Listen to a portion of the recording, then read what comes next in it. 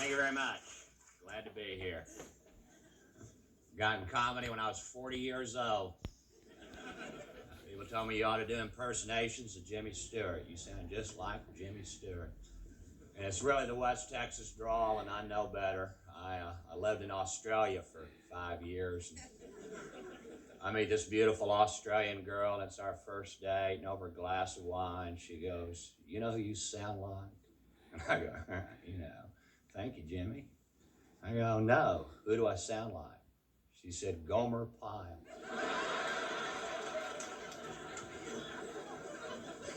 So I don't do impersonations. Do talk about things I've seen. In Texas, I saw a guy built a stand alongside a freeway in the middle of nowhere selling van seats. Seats for a van. Nothing else. I thought, who's buying van seats from a stand alongside an interstate in the middle of nowhere? Is this an impulse buy I don't know about? Somebody driving up the freeway that goes, "You know, Myrtle, driving this here van, standing up,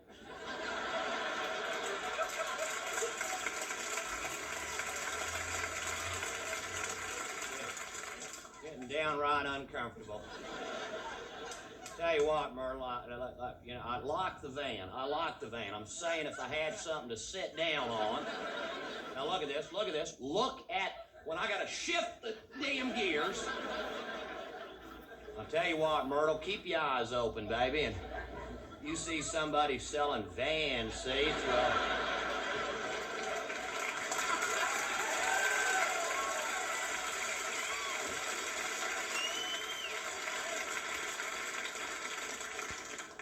a lot of things I get out of newspapers. Last year, true story, United States Air Force fighter jet fell out of the sky, crashed into a Ramada Inn in Indianapolis, killed 9 people in the Ramada Inn.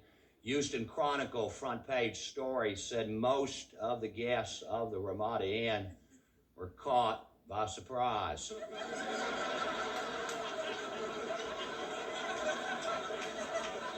Most of them. Not all of them. I mean, somebody was expecting it. Somebody got up that morning in Indianapolis, went, "You know, Myrtle, I wouldn't be a bit surprised."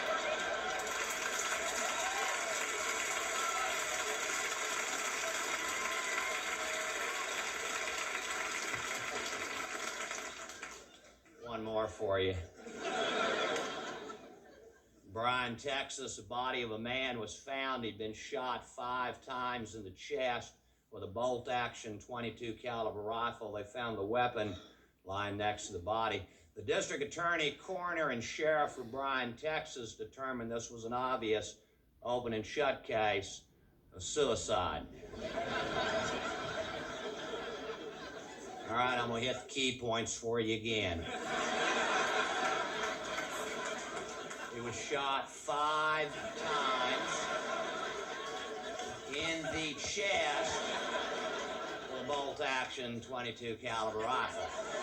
Now, for those of you who've never fired a bolt-action rifle, I've got to give you a little quick demonstration. It's a rather unique sort of weapon and not the one that I personally would have chosen for suicide. But what do I know? It's a rifle. Picture me holding it in normal position. Notice a lever right here. It's attached to a bolt up on top of the rifle, which is why they call it a bolt-action rifle. To operate this weapon, you hold the entire 8.7 pounds of the weapon in your left hand.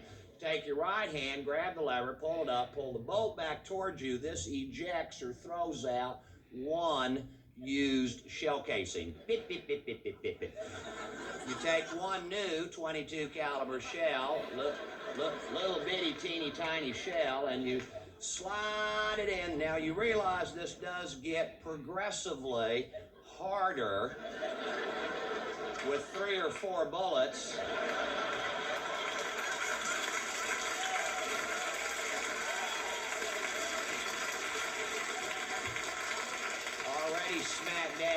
your chest. Getting a little harder to do this, all right? Now, so you slide the little bitty, teeny, tiny jet, take the lever, close the bolt, pull. It's now loaded, but it's facing in the wrong direction, okay? Now, you got to turn that sucker around, and by grabbing the barrel and stretching all the way out and hooking your thumb backwards in the trigger, you are now ready to shoot yourself.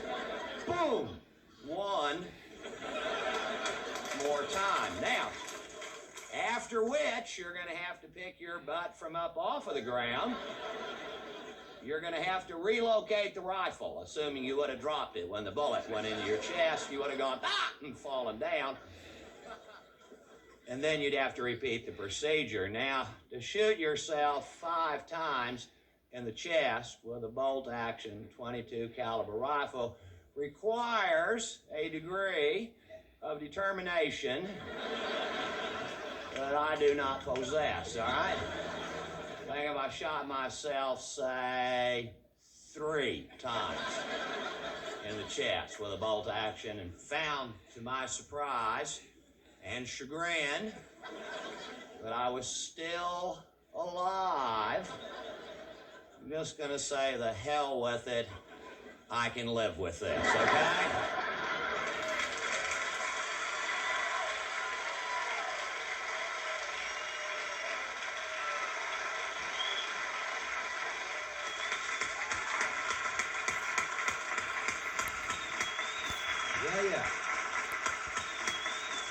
Yeah. That is a funny new talent. He's a funny kid. Ron Shock. We'll be back with Pete Rose in a moment.